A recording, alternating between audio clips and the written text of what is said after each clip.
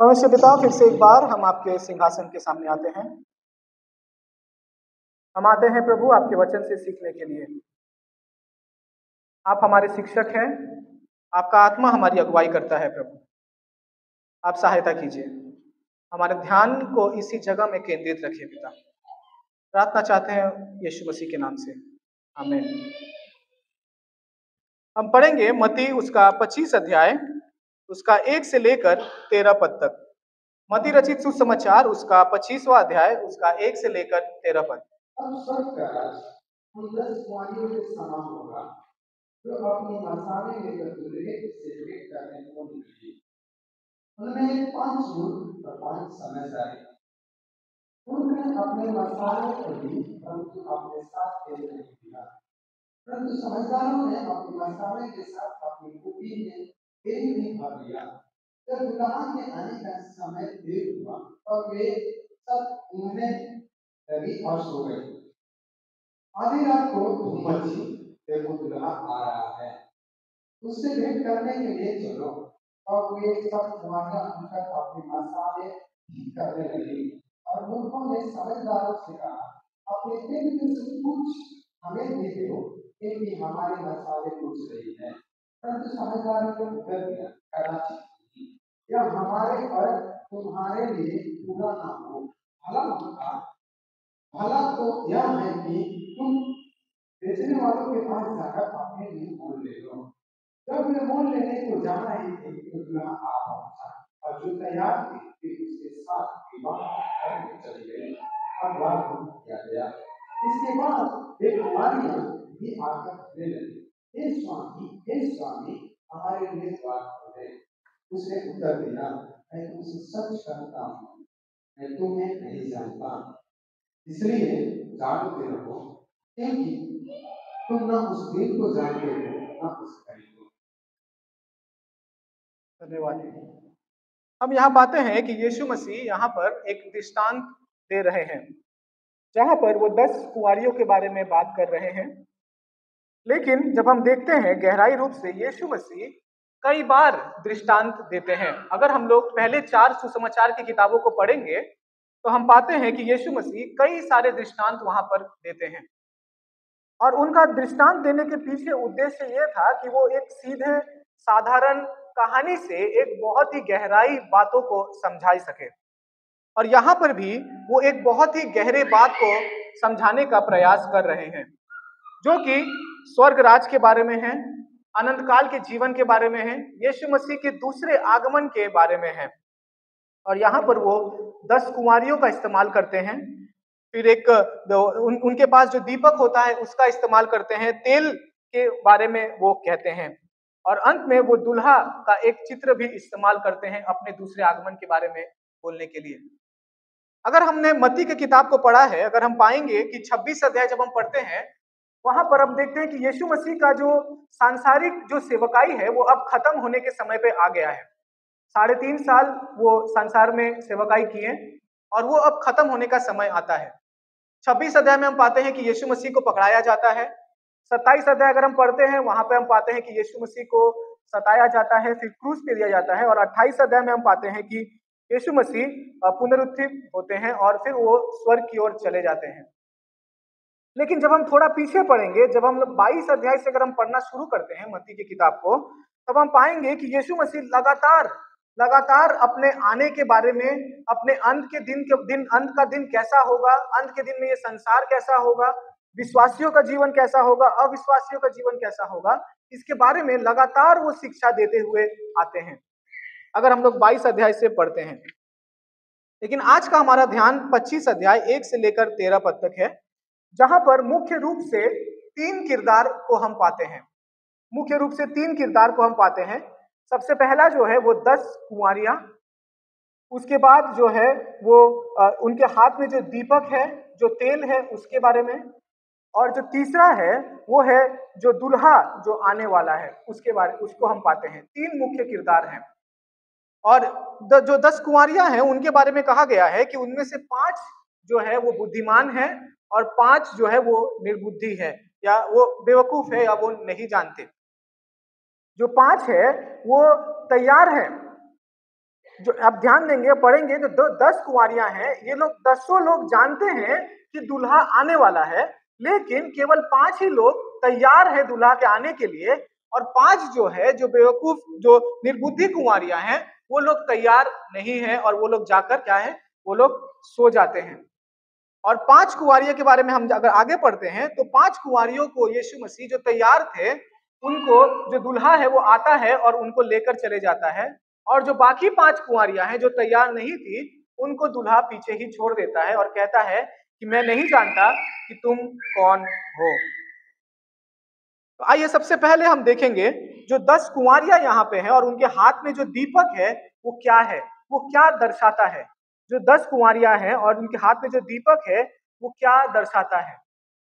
मैं आपको बताना चाहूंगा, ये जो 10 कुंवारियां हैं और उनके हाथ में जो 10 दीपक है, वो कलीसिया को और विश्वासियों को दर्शाता है। वो कलीसिया को और विश्वासियों को दर्शाता है।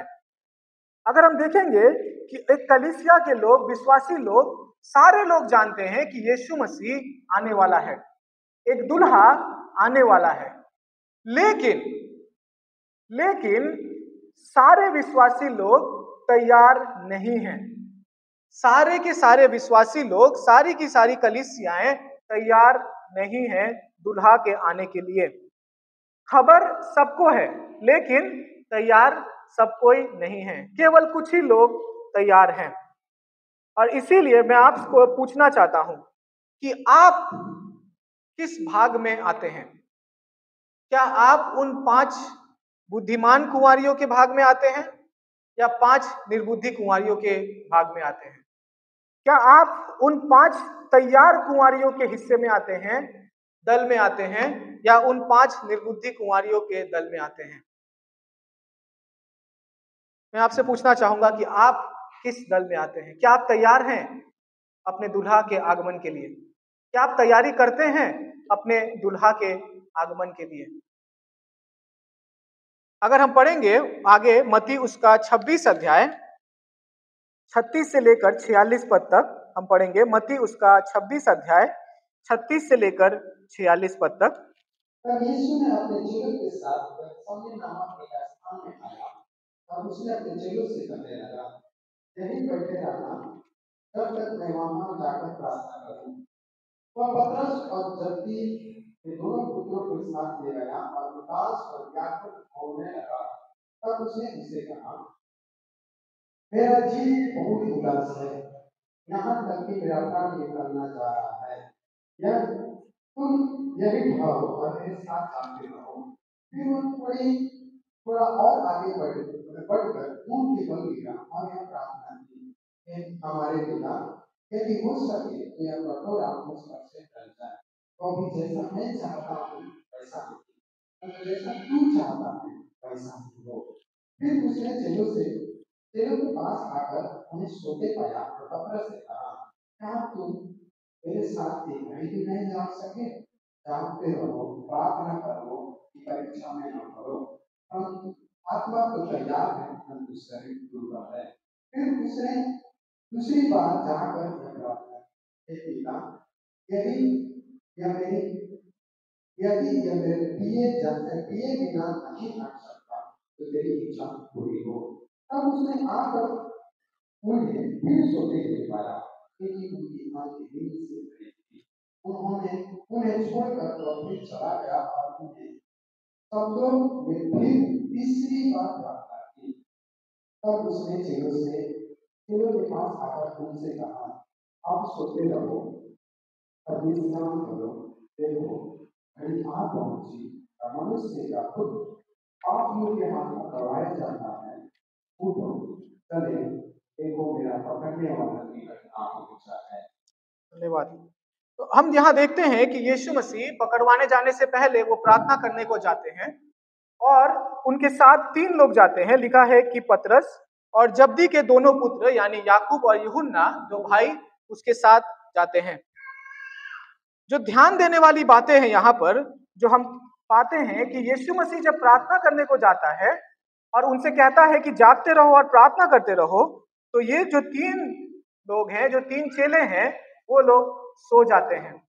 और यीशु मसीह एक बार नहीं, 2 बार नहीं, लेकिन 3 बार आकर उनसे कहता है कि तुम सोते क्यों हो। अगर हम लोग 40 पद पढ़ते हैं, वहां लिखा है, सो तुम लोग मेरे साथ एक घड़ी भी नहीं जाग सके। दूसरी बार यीशु मसीह 43 पद में कहता है कि तब वो आया और उन्हें फिर सोते हुए पाया, वे अपनी आंखें खोल नहीं रख सके। और तीसरा बार 45 पद में कहता है, क्या तुम अभी भी आराम से सो रहे हो। क्या हम भी इन 3 चेलों के समान सो रहे हैं? यीशु मसीह इस संसार में अब शारीरिक रूप से उपस्थित नहीं है। वो हमें शारीरिक रूप से जगाने को नहीं आएंगे, लेकिन जब हम इस संसार को देखते हैं, जब इस संसार में हम घटनाओं को देखते हैं, जब यहाँ पर खड़े होकर आपको बार बार याद दिलाया जाता है कि आप तैयार रहिए, तैयार रहिए, तो ये आपको जगाने के लिए है। यीशु मसीह अपने वचन के द्वारा, इस संसार के घटनाओं के द्वारा आपको जगाने का प्रयास कर रहा है कि वो आने वाला है। हम जागते रहें और उसके आने की तैयारी करते रहें। हम इन 3 चेलों के समान गलती ना करें। हम इन 3 चेलों के समान गलती ना करें। अगर हम लोग देखेंगे आगे, पहला थिस्सलुनीकी उसका 5 अध्याय 6 पद, पहला थिस्सलुनीकी उसका 5 अध्याय 6 पद, वहां ऐसा लिखा है कि इसलिए हम औरों की तरह सोते ना रहें, बल्कि जागते और सावधान रहें। मैं फिर से पढ़ता हूं, इसलिए हम औरों की तरह सोते ना रहे, बल्कि जागते और सावधान रहे। क्या हम अविश्वासियों की तरह या कई सारे विश्वासियों की तरह अभी भी सो रहे हैं? तो वचन हमें सावधान करता है कि हम सोते ना रहें, लेकिन जागते रहें और सावधान रहें। हम जागते रहें और सावधान रहें। विश्वासियों के लिए, मसीह लोगों के लिए ऐसा कहा जाता है कि हम मल्टीटास्क कर सकते हैं। मल्टीटास्क यानी हम 1, 2 काम, 3 काम एक साथ कर सकते हैं, है ना। हम लोग कलीसिया में बैठ के सो सकते हैं, है ना। कई लोग ऐसे हैं, मैं देखता हूं, जो कलीसिया में बैठ के सोते हैं। ऐसे विश्वासी को मैंने देखा है कि वो आएंगे, अपना डायरी और पेन लेके आएंगे, पास वाले को दे देंगे लिखने के लिए और खुद सो जाएंगे। है कई लोग ऐसे, है कई लोग ऐसे, शायद हम भी ऐसे ही हैं। लेकिन वचन आज हमें सावधान कर रहा है कि जागते रहो और सावधान रहो। अंत का दिन निकट है, हम सोते हुए ना पाए जाएं, हम सोते हुए ना पाए जाएं। क्योंकि यदि हम सोते हुए पाए जाते हैं, मसीह का बलिदान हमारे लिए व्यर्थ है। मसीह का बहुमूल्य बलिदान हमारे लिए व्यर्थ है अगर हम सोते हुए पाए जाते हैं। हम उस 5 बेवकूफ या फिर निर्बुद्धि कुंवारियों की तरह ना हो, जिनके पास दीपक तो था लेकिन वो तैयार नहीं थे। हम जानते हैं यीशु मसीह आने वाला है, लेकिन हम तैयार नहीं हैं।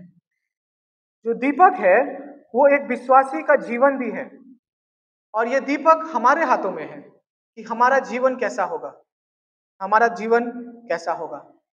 अगर हम जानते हैं कि एक जो दीपक है, जो दिया है, उसका क्या काम है कि वो अंधकार में रोशनी को लाए, है ना।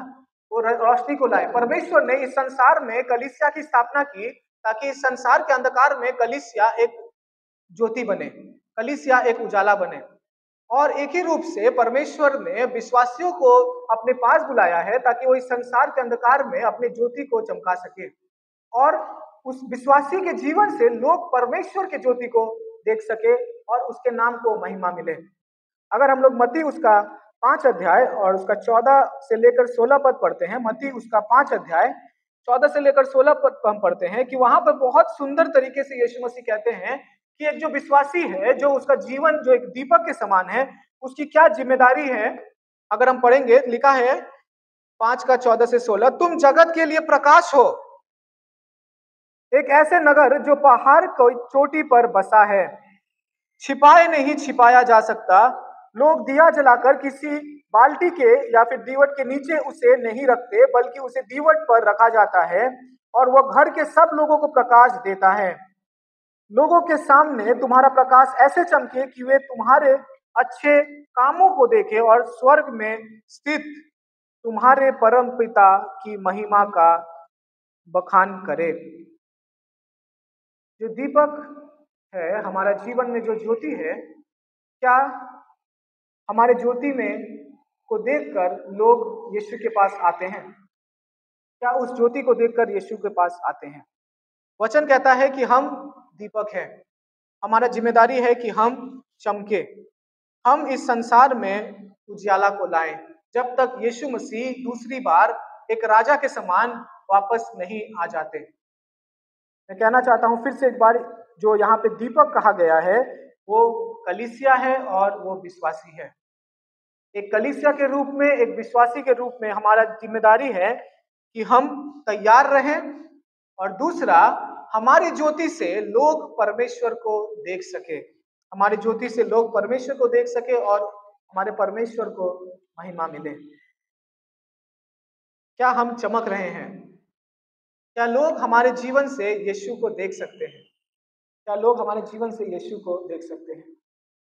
लिखा है कि तुम्हारे नगर के लोग, तुम्हारे परिवार के लोग, तुम्हारे घर के सब लोगों को प्रकाश देता रहे। क्या हम जो बच गए हैं, जो उद्धार पा चुके हैं, क्या हम दूसरों को भी बचाने का प्रयास करते हैं? मुझे याद है कि इस साल के पहले 2 महीने, जनवरी और फरवरी के महीने में, मैं केरला में था, एक बाइबल कॉलेज में, वहां पर ट्रांसलेशन का, अनुवाद के काम के लिए गया था। तो वहां पर एक शिक्षक आते हैं जो कई सालों से एक कलीसिया के पास्टर थे, और उनकी कलीसिया में ऐसा सुविधा दिया गया था कि उनका हर सुबह एक बस जाता था, पूरे शहर को वो घूमता था, और जितने विश्वासी हैं सबको लेकर वो कलीसिया को आते थे। और बाकी के दिन वो लोग सुसमाचार प्रचार करते थे, और जितने लोग तैयार होते थे रविवार के दिन कलीसिया आने के लिए, तो उन तक फिर वो बस की सुविधा पहुंचाई जाती थी। वो बस जाता था और सारी विश्वासियों को लेकर आता था।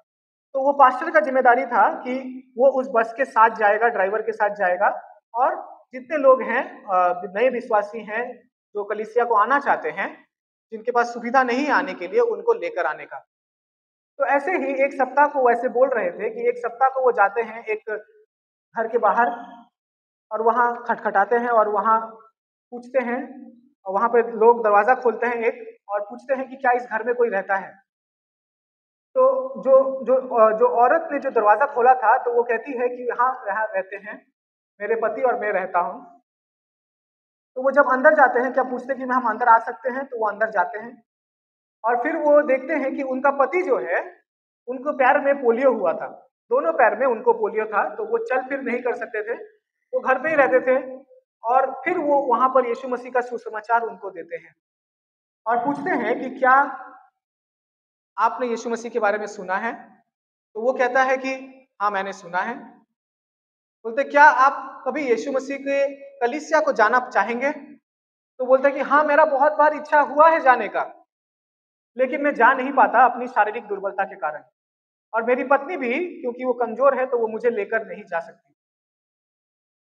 तो वो पास्टर निर्णय लेते हैं कि हर रविवार को वो जाएंगे और उनको वहां से लेकर आएंगे, क्योंकि वो पैर में चल नहीं पाते थे।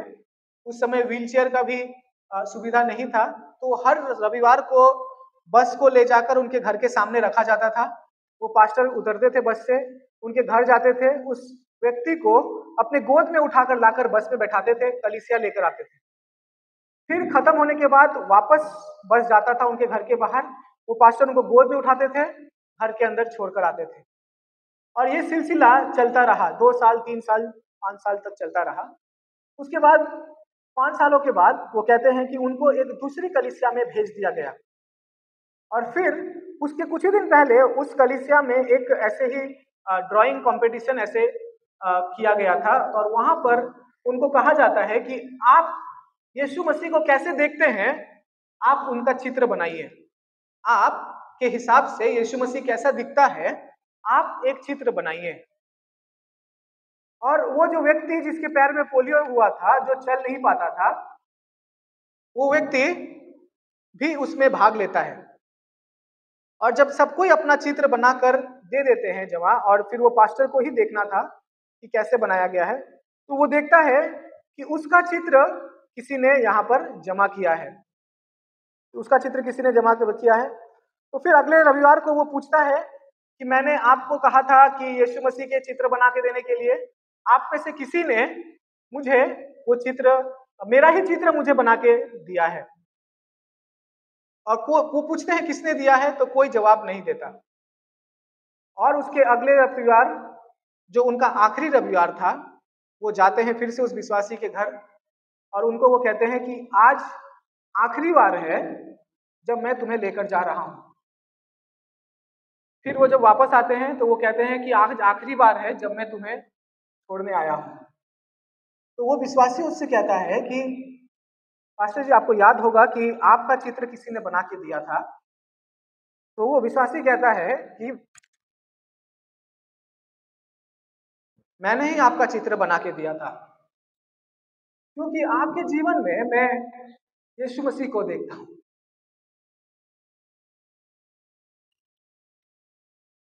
क्या आपके जीवन में कोई यीशु मसीह को देखता है? क्या आपके जीवन में कोई यीशु मसीह को देखता है? अंत का समय निकट है मेरे प्रियो, और मेरी प्रार्थना है कि लोग आपके जीवन में यीशु मसीह को देखें, ताकि आप नहीं, आपका स्वर्गीय पिता को महिमा मिले। अगर हम आगे बढ़ते हैं इस दृष्टांत में, जो दूसरा किरदार है वो हम पाते हैं तेल के बारे में कहा गया है। तेल के बारे में कहा गया है। जैसा कि मैंने कहा कि जो दीपक है वो कलीसिया और एक विश्वासी का जीवन है। और एक ही रूप से मैं कहना चाहूंगा, यहाँ जो तेल का जो चित्र है, वो तेल पवित्र आत्मा और वचन को कहा गया है। पवित्र आत्मा और वचन को कहा गया है। बाइबल में कई जगह हम पाते हैं कि तेल का इस्तेमाल किया जाता है परमेश्वर, पवित्र आत्मा की उपस्थिति और पवित्र आत्मा का अभिषेक को दिखाने के लिए। पुराने नियम में जब राजाओं का अभिषेक किया जाता था, चाहे वो साउल, दाऊद, सुलेमान हो, उनके ऊपर तेल उंडेला जाता था, तेल उंडेला जाता था दिखाने के लिए कि वो उनके ऊपर पवित्र आत्मा की उपस्थिति है और उनके ऊपर पवित्र आत्मा का अभिषेक है। और यहां हम पाते हैं इस दृष्टांत में यीशु मसीह कहते हैं कि उन 10 कुंवारियों के पास दीपक तो था, लेकिन केवल 5 लोग तेल के साथ तैयार थे। मेरे प्रियो, मैं कहना चाहूंगा कि हमारे पास दीपक है, हमारे पास कलीसिया जो है, हम कहने को विश्वासी है, एक मसीह जीवन है, लेकिन हमारे जीवन में कहीं ना कहीं तेल की आवश्यकता है। शायद हम में से कईयों के पास तेल की उपस्थिति, पवित्र आत्मा की उपस्थिति, वचन नहीं है, और इसीलिए हमारा ज्योति नहीं चमकता है। और अंत के दिन में भी ऐसा ही होगा। जिन विश्वासियों के जीवन में पवित्र आत्मा की उपस्थिति, वचन नहीं पाया जाएगा, वो दुल्हा, वो राजा हमें नहीं पहचानेगा। अगर हम लोग पढ़ेंगे 25 अध्याय का ही 8 और 9 पद, मत्ती उसका 25 का ही 8 और 9 पद। और उन्होंने समझदारी से कहा, अपने दिल से कुछ भी दो, क्योंकि हमारी बात साले से नहीं है। तो समझदारी ने उत्तर दिया, कदाचित यह हमारे लिए है और तुम्हारे लिए पूरा ना हो, भला हो, यह भी तुम बेचने वालों के हाथ से जाकर अपने लिए बोल। धन्यवाद। यहाँ पा रहे हैं साफ साफ कि कैसे ये लोग तरस रहे हैं तेल को पाने के लिए, ताकि उनका दीपक जलता रहे, मैं कहना चाहूंगा कि दीपक होना अच्छा है, लेकिन केवल दीपक रहना अच्छा नहीं है, हमें जलते रहना है। और इस जलने के लिए हमें पवित्र आत्मा और उसके साथ साथ वचन की आवश्यकता है। अगर हम लोग पवित्र आत्मा के बारे में देखेंगे, कैसे हम पाएंगे कि एक विश्वासी के जीवन में पवित्र आत्मा की उपस्थिति है। साधु पौलुस इसको बहुत अच्छी तरह, बहुत ही खूबी से समझाते हैं। अगर हम पढ़ेंगे गलातियों की किताब, उसका 5 अध्याय 16 से लेकर 26 पद, गलातियों की किताब उसका 5 अध्याय 16 से लेकर 26 पद पढ़ देंगे। पर मैं कहता हूँ, आत्मा के अनुसार चलो तो तुम शरीर की लालसा किसी भी चीज से पूरी ना करोगे, क्योंकि शरीर आत्मा के विरोध में और आत्मा शरीर के विरोध में लालसा करता है, और ये एक दूसरे के विरोधी है। इसलिए कि जो तुम करना चाहते हो वह ना करने पाओ। यदि तुम आत्मा के चलाए चलते हो तो व्यवस्था के अधीन न रहे। शरीर के काम तो प्रकट है, और व्यभिचार, गंदे काम, दुष्कर्म, मूर्ति पूजा, टोना, बैर, झगड़ा, ईर्ष्या, क्रोध, विरोध, झूठ, विग्रह, काम, मतवालापन, घृणा, और इनके जैसे और काम है। इनके विषय में मैं तुमसे पहले से कह देता हूँ, जैसा पहले कह भी चुका हूँ, कि ऐसे ऐसे काम करने वाले परमेश्वर के राज्य के वारिस न होंगे। पर आत्मा का फल प्रेम, आनंद, शांति, धीरज, कृपा, भलाई, विश्वास, नम्रता और संयम है। ऐसे ऐसे कामों के विरोध में कोई भी व्यवस्था नहीं। और जो मसीह यीशु के हैं, उन्होंने शरीर को उसकी लालसाओं और अभिलाषाओं समेत क्रूस पर चढ़ा दिया है। यदि हम आत्मा के द्वारा जीवित हैं तो आत्मा के अनुसार चलेंगे। हम घमंडी होकर ना एक दूसरे को छेड़े और ना एक दूसरे से डांट करें। धन्यवाद। तो अब यहाँ पाते हैं साधु पौलुस बहुत अच्छी तरह हमें बताते हैं कि आत्मा का फल यानी पवित्र आत्मा का फल क्या है और किसके अंदर हम समझ सकते हैं कि पवित्र आत्मा है, पवित्र आत्मा की उपस्थिति है, पवित्र आत्मा की अगुवाई से चलते हैं, और कौन पवित्र आत्मा, किसके अंदर पवित्र आत्मा की उपस्थिति, पवित्र आत्मा का फल या पवित्र आत्मा की अगुवाई से वो लोग नहीं चलते। एक बहुत ही लंबी यहाँ पर लिस्ट सूची दी गई है, और जिन्हें अगर हम संक्षिप्त में देखें तो दो बातें मैं कहना चाहूंगा। जो सबसे पहला बात है, ये दिखाने के लिए या फिर ये समझने के लिए कि पवित्र आत्मा की उपस्थिति में हमारे अंदर है या हम पवित्र आत्मा की अगुवाई में चल रहे हैं, जो तेल है वो हमारे दीपक में है या नहीं। जो पहली बात है कि अपने शरीर की अभिलाषाओं को पूरा ना करें, अपने शरीर की अभिलाषाओं के पीछे ना भागें। अगर एक विश्वासी होके एक यीशु मसीह के वचन में चलने वाले होकर अगर हम लोग केवल शरीर की अभिलाषाओं के पीछे चले तो ये दर्शाता है कि हम आत्मा के अनुसार नहीं चलते, हम आत्मा के अनुसार नहीं चलते। अगर आप मेरे से पूछेंगे क्या है शरीर की अभिलाषा, मैं कहूंगा कि आप आगे पढ़ ले, वहां पर क्या बातों को लिखा गया है। लूचपन, डाह, ना, एक दूसरे से बैर रखना, मूर्ति पूजा, जादू टोना, झगड़ा, क्रोध, जलन, स्वार्थ, मतवालापन, मतभेद करना, विधर्म के काम, लीला क्रीड़ा तथा इनके समान अन्य जितने भी काम हैं, अगर हमारे अंदर ये पाया जाता है तो इसका मतलब ये है कि हम आत्मा की अगुवाई में नहीं चलते। हम कलीसिया आ सकते हैं, हम हो सकता है कि हम जो छोटे छोटे जो प्रार्थना सभाएं होते हैं उसमें भाग लेते हैं, बुधवार की प्रार्थना में हम आते हैं, रविवार की शुक्रवार की प्रार्थना में हम आते हैं, जवानों की सभा में हम आते हैं, जितना भी क्रियाक्रम होता है हम सब में उपस्थित हैं। लेकिन फिर भी ऐसा हो सकता है कि पवित्र आत्मा का फल हमारे अंदर ना हो, पवित्र आत्मा का फल हमारे अंदर ना हो। यीशु मसीह को यहूदियों से यही समस्या थी कि वो लोग इतना उलझ गए थे धर्म के कामों में कि उनके अंदर ये फल नहीं दिखते थे। अगर आपके अंदर, मेरे अंदर भी अगर ऐसा है, हमें समय है कि यीशु मसीह के दूसरे आगमन से पहले हम इसे सुधारें, हम इसे सुधारें। और जो दूसरी बात यहाँ पर कहा गया है वो है कि पवित्र आत्मा का फल हमें अपने अंदर उत्पन्न कराना है। पवित्र आत्मा का फल हमारे अंदर हमें उत्पन्न कराना है, और उनके फल क्या क्या हैं? लिखा है प्रेम, आनंद, शांति, धीरज, दया, उदारता, विश्वासता, विनम्रता तथा आत्मसंयम। और ऐसे जितने सारी अच्छी अच्छी बातें हैं ये सब हमें हमारे अंदर उत्पन्न कराना है। आप कहेंगे ये उत्पन्न कैसे होगा?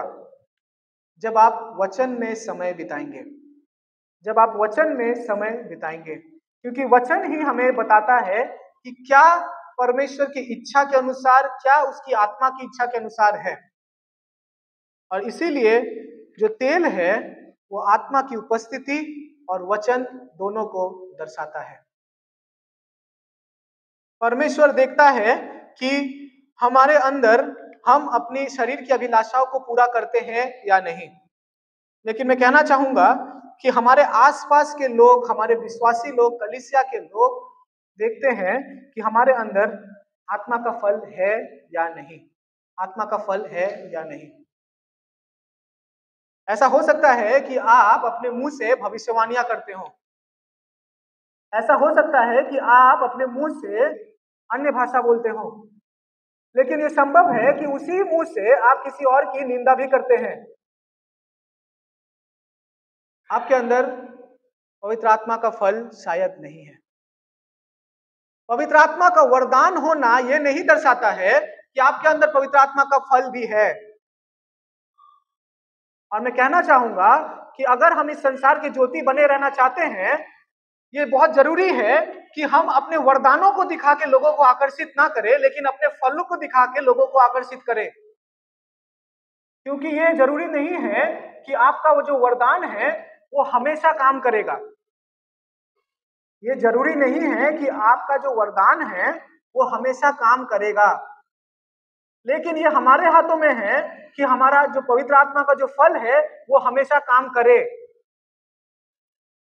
किसी के अंदर हो सकता है कि उसको पवित्र आत्मा की ओर से चंगाई करने का, या उसके प्रार्थना के द्वारा लोग चंगा हो सकते हैं, ऐसा वरदान दिया गया है। लेकिन ये जरूरी नहीं है कि जितनी बार वो प्रार्थना करेगा उतनी बार लोग चंगाई पाएंगे। इसीलिए मैं कह रहा हूं कि हर बार वरदान काम करेगा ये जरूरी नहीं भी हो सकता है। ये होता है, लेकिन ऐसा अवश्य नहीं है कि ये होगा ही। लेकिन आत्मा का फल हर बार काम करेगा। आपका अंदर जो प्रेम है वो लोग हर बार देखेंगे, आपके अंदर जो दया है वो लोग हर बार देखेंगे, आपके अंदर जो संयम है वो लोग हर बार देखेंगे, आपका जो आत्मनियंत्रण है, जो आपका सेल्फ कंट्रोल है, उसको लोग हर बार देख पाएंगे। वरदान शायद हर बार ना देखें, लेकिन आपका आत्मा का फल, पवित्र आत्मा का फल लोग हर बार देखेंगे। और यह अवश्य है कि हम लोगों को अपने आत्मा का फल दिखाएं, तभी हम कह सकते हैं कि हम आत्मा की अगुवाई में चलते हैं। और जैसा कि मैंने कहा, दूसरा जो चित्र दिया गया है तेल के बारे में हम पाते हैं वो है वचन। वचन में बने रहना बहुत आवश्यक है। यीशु मसीह को जब शैतान आता है और उसको जब वो लालसा देता है या उसका जो परीक्षा लेता है, अगर मत्ती उसका 4 अध्याय में हम पढ़ते हैं, वहां पाते हैं 4 पद में यीशु मसीह क्या कहता है कि यीशु ने उत्तर दिया, मत्ती 4 अध्याय उसका 4 पद में वहां लिखा है कि यीशु ने उत्तर दिया, शास्त्र में लिखा है, मनुष्य केवल रोटी ही से नहीं बल्कि वह प्रत्येक उस सब से जीता है जो परमेश्वर के मुख से निकलता है। अगर हमें इस संसार में जलते रहना है, हमें आत्मा की उपस्थिति के साथ साथ वचन की उपस्थिति, वचन का ज्ञान होना भी जरूरी है। अगर हम लोग भजन संगीता उसका 119 पढ़ते हैं, मैं नहीं जानता आप में से कितनों ने पढ़ा होगा, पूरा काफी लंबा है, लगभग 165 उसमें वचन है।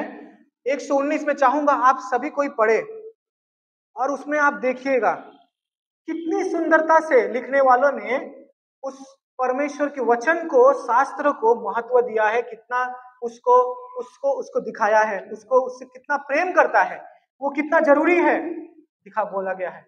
और 105 में वो कहता है कि तेरा वचन मेरे लिए मेरे पांव की ज्योति है। मैं चाहूंगा कि आप भजन संगीता 119 पढ़े। अगर हम लोग दूसरा तिमोथी उसका 3 अध्याय 16-17 पढ़ते हैं, वहां लिखा है कि वचन परमेश्वर द्वारा निष्कासित है, यानी परमेश्वर का श्वास वचन में पाया जाता है। अगर हम लोग यशाया उसका 55 अध्याय 11 पद पढ़ते हैं, तो वहां परमेश्वर के वचन को परमेश्वर कहता है कि उसका वचन लौट कर नहीं आता, उसका वचन फलदायक है, फल लाता है। और इसीलिए अवश्य है कि हम वचन में समय बिताएं। इब्रानी उसका 4 अध्याय 12-13 पद कहता है कि उसका वचन दो धारी तलवार है, वो हमारे सुधार के लिए है।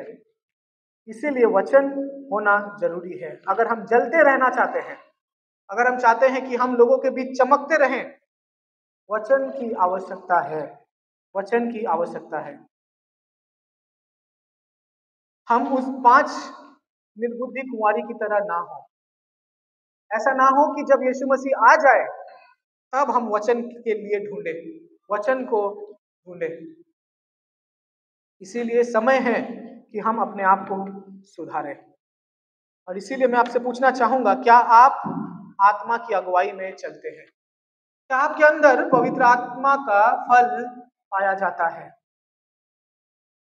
क्या आप वचन में समय बिताते हैं?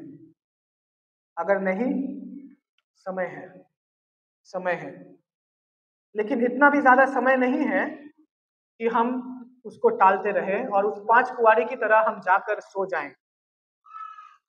इसीलिए प्रियो, मैं चाहूंगा कि आप तैयार रहें, क्योंकि 13 पद में हमने पढ़ा, 25 का 13 पद में, कि वो समय और वो घड़ी कोई नहीं जानता कि दुल्हा कब आएगा, वो दुल्हा कब आएगा। और जो तीसरा चित्र 25 पद में, 25 अध्याय में जो हमने पढ़ा, वहां लिखा है दुल्हा के बारे में। और जो दुल्हा है वो यीशु मसीह को दर्शाता है, यीशु मसीह के दूसरे आगमन को दर्शाता है। और मैं कहना चाहूंगा कि यह अवश्य है, ये सच है कि यीशु मसीह दूसरी बार आएंगे, यीशु मसीह दूसरी बार आएंगे। वचन इसकी गवाही देता है। लेकिन इस बार वो उद्धार देने के लिए नहीं आएंगे। जो लोग उद्धार पा चुके हैं उनको बचाने के लिए आएंगे। इस बार वो बलिदान बनकर नहीं आएंगे, लेकिन इस बार वो एक राजा के रूप में आएंगे जो न्याय करने के लिए आएगा। और इस बार वो एक मेमना बनकर नहीं आएगा, इस बार वो एक सिंह के समान आएगा, जो अपने कलीसिया को, अपने विश्वासियों को अपने साथ लेकर जाएगा। अगर हम देखेंगे 25 पद में ही, 25 अध्याय में ही, मत्ती उसका 25 अध्याय 10 और 11 पद पढ़ेंगे। जब वे बोली देने को जा रहे तो दुल्हा आ पहुंचा, और जो तैयार थी वे उसके साथ बात करने चले गए, बात किया गया। इसके बाद वे दूसरी कुंवारियां भी आकर कहने लगी, इस बात मेरे द्वार पर गए। धन्यवाद। लिखा है कि द्वार बंद कर दिया जाएगा, द्वार बंद कर दिया जाएगा। आप सोचिए, आप द्वार के किस पार होना चाहते हैं? आप द्वार के किस पार होना चाहते हैं? क्या उन 5 बुद्धिमान कुंवारियों की तरह जो यीशु उस दुल्हा के साथ उस पार चले गए, या उन 5 निर्बुद्धि कुंवारियों की तरह जो इस पार रह गए? आप किस पार रहना चाहते हैं? क्योंकि द्वार अगर एक बार बंद हो गया, वो और नहीं खुलेगा, वो और नहीं खुलेगा। और जो दूसरी बात हम यहां पाते हैं 12 पद में, लिखा है कि उसने उत्तर दिया, मैं तुम्हें सच कहता हूं, मैं तुम्हें नहीं जानता, मैं तुम्हें नहीं जानता। इसीलिए तेल, दीपक के साथ साथ तेल का होना बहुत जरूरी है। इन 5 निर्बुद्धि स्त्रियों के पास दीपक तो था, लेकिन तेल नहीं था। उनका दीपक जल नहीं रहा था। और इसीलिए हम में से कोई भी नहीं चाहते कि यीशु मसीह हमें देखकर कहे कि मैं तुम्हें नहीं जानता। हम में से कोई ऐसा चाहता है? अवश्य नहीं। इसीलिए तेल के पीछे भागे, तेल के पीछे भागे। और 13 पद कहता है, इसलिए जागते रहो, क्योंकि तुम ना उस दिन को जानते हो ना उस घड़ी को। आप कहेंगे, आप कह सकते हैं कि जब अंत का समय आएगा तब तैयारी कर लेंगे, आज रहने देते हैं। लेकिन वचन कहता है कि कोई भी उस समय को नहीं जानता। कोई आपको नहीं बता सकता कि दूल्हा कब आएगा, कोई आपको नहीं कह सकता कि वो राजा न्याय करने के लिए कब आएगा। तो तैयारी कब करें? अभी से करें। तेल के पीछे कब से भागे? अभी से भागे। और इसीलिए क्या हमें ये सब सुनकर डर लगता है? डरना चाहिए, डर होना चाहिए। डर होना चाहिए कि हम पीछे कहीं छूट ना जाएं। जैसे कि पिछले सप्ताह अमन ने प्रचार किया कि हमारी आदत है कि जब हमें ट्रेन या फिर हवाई जहाज प्लेन पकड़ना होता है, हम घर से 2-3 घंटे पहले निकल जाते हैं। क्यों? डर है छूट ना जाए, पैसे का नुकसान ना हो जाए। लेकिन मेरे प्रियो, हम तो कलीसिया भी समय से नहीं आ पाते हैं। तो डर कहाँ है? डर कहाँ है? डर नहीं है क्योंकि हम सोचते हैं देर से पहुंचने में तो कोई नुकसान तो नहीं है, कोई नुकसान तो नहीं है। लेकिन कभी कभी देर होना ठीक है, स्वीकार करते हैं, लेकिन किसी किसी लोगों का ये आदत बन जाता है कि हर जगह देर से पहुंचेंगे। और मेरा ऐसा मानना है, क्यों देर से पहुंचते लोग पता है? दिखाना चाहते हैं कि मैं बहुत व्यस्त हूं, मैं बहुत व्यस्त हूं। परमेश्वर की कलीसिया में भी हम समय से नहीं आ पाते हैं, तो अंत के दिन में हम क्या समय से तैयारी करेंगे? सुनने में बुरा लगता है, लेकिन ये सच है। और अगर आपको ज्यादा बुरा लग रहा है तो शायद आपके अंदर ये आदत है। अगर आपको बुरा नहीं लग रहा है, इसका मतलब आप समय से पहले आते हैं या समय पे आते हैं, जो बहुत अच्छी बात है। हम जानते हैं हमारे पास्टर जी बहुत अच्छे आदमी हैं। वो हमें डांटते नहीं हैं देर से आने से, अनुग्रह कर देते हैं। लेकिन जब यीशु मसीह दूसरी बार आएगा, वो अनुग्रह नहीं करेगा, वो केवल न्याय करेगा। और उस न्याय का डर हम में से हर एक के अंदर होना चाहिए। उस न्याय का डर हम में से हर एक के अंदर होना चाहिए। अगर हम लोग लूका, उसका समय नहीं है तो नहीं पढ़ेंगे, लूका उसका 16 अध्याय 19 से लेकर 31 पद तक अगर हम पढ़ते हैं, वहां पर धन्य और एक निर्धन लाजर के बारे में हम पाते हैं। और हम पाते हैं कि वो धनवान व्यक्ति, अगर हम अंत नीचे पढ़ेंगे तो पाते हैं कि वो धनवान व्यक्ति नर्क को चला जाता है, और लाजर जो है वो अब्राहम की गोद में बैठा हुआ है। और वो धनवान व्यक्ति कहता है कि उस लाजर से क्या है, मुझे थोड़ा सा पानी पिला दे या मुझे और एक मौका दे। वो कहता है कि मेरे जो 5 भाई है, 28 पद में लिखा है, कि मैं उनको जाकर बता सकूं कि वो इस नर्क में ना आए, कि वो बचे। लेकिन द्वार अगर एक बार बंद हो गया, वो और नहीं खुलेगा।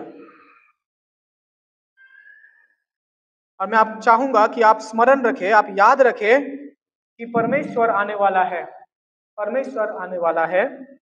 हमारे पास दीपक तो है, हमारे पास दीपक है, लेकिन केवल दीपक होना काफी नहीं है। हमारे अंदर तेल भी होना जरूरी है, ताकि हम जलते रहें, जलते रहें। हम उस 5 निर्बुद्धि कुंवारियों की तरह ना हो जो तैयार नहीं थे। हम इस धनवान व्यक्ति की तरह ना हो जो जो जो जानते हुए भी जिसे नरक में जाना पड़ा। मेरी प्रार्थना है कि हम में से हर एक के अंदर वो तेल पाया जाए।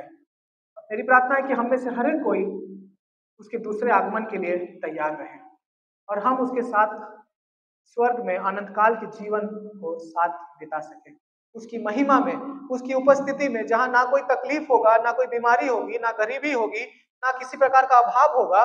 केवल उसका महिमा, उसकी उपस्थिति, उसकी आराधना, उसकी सेवकाई होगी।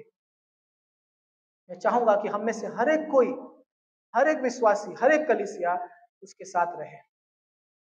और इसीलिए परमेश्वर का वचन हमें प्रत्येक सप्ताह स्मरण करा रहा है कि हमें तैयारी करनी है, हमें तैयारी करनी है कि हम पीछे छूट ना जाए। आइए हम परमेश्वर की ओर देखें और प्रार्थना करें। मैं चाहूंगा कि पास्टर जी आए और प्रार्थना।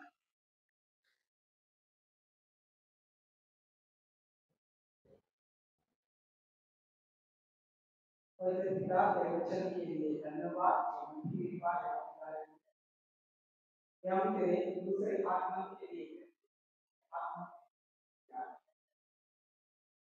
परमेश्वर प्रभु हमारे जीवन जहाँ पे आस्था है, हमारी है, वो परमेश्वर प्रभु आत्मा में छाया हुआ है, आत्मा में उन सब जालों को आप प्रभु हमें स्वतंत्र करें और हमें आत्मा में करता हूँ मेरे लिए तत्पर है प्रत्येक दशा प्रार्थना हमारे प्रार्थना करते हैं और परमेश्वर ये आत्मा की आपसे लेकर